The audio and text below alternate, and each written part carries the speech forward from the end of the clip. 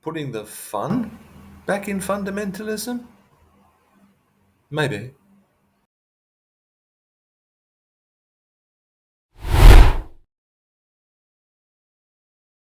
Way back when, in the days when I considered myself to be a Christian, actually in the very early days of that, I became friends with some born again fundamentalist Christians through my girlfriend at the time. And these were very intelligent people. They were both, if I recall, they were both school teachers. Two stories come to mind from the time of my acquaintance with them. The man, let's call him Tom, Tom spent a great deal of time studying the Bible. As with many fundamentalist Christians, this mostly meant the Old Testament. Perhaps that's simply because there's so much more of it to study than there is the New Testament. His particular fascination at the time was with the genealogies in the book of Genesis. He spent a great deal of time studying these genealogies and making all kinds of calculations. Each time I saw him, he would enthusiastically report some new fact that he had discovered. Did I know, for instance, that Adam was still alive during the first few years of Lamech's life? Lamech was Noah's father. Did I realize that Methuselah, Noah's 969-year-old grandfather, died only 7 days before the flood? No, no, I didn't know these things. I didn't know them before he told me, and quite frankly, I didn't know them afterwards either.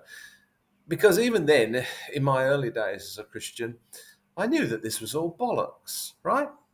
Well, let's just say that I didn't think we were meant to take these things literally, okay?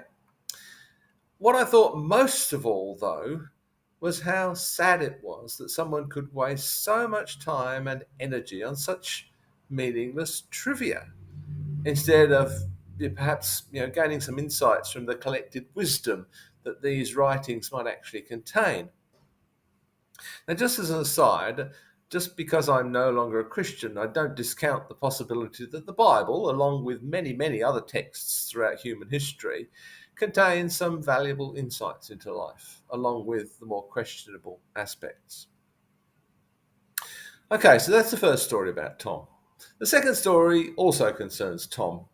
Perhaps, after all, thinking back, his wife was a little more grounded. Now, Tom kept tropical fish.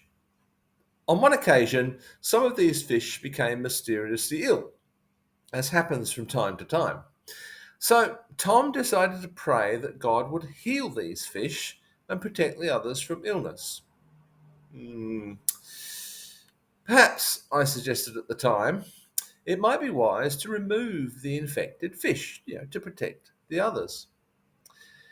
Unfortunately for the fish, Tom's faith in God's healing ability and apparently his goodwill towards fish was very strong.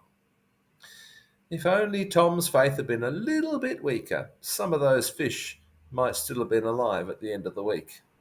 It was not to be.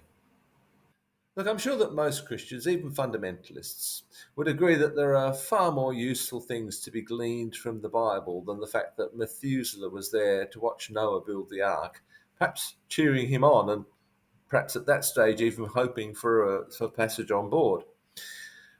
I'm also sure that most fundamentalists would concede that God may have better things to do than respond to someone's ridiculously trivial intercession on behalf of a tank full of fish.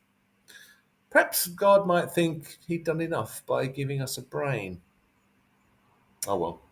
What would someone like me have to blog about if there weren't intelligent but stupid people like Tom in the world?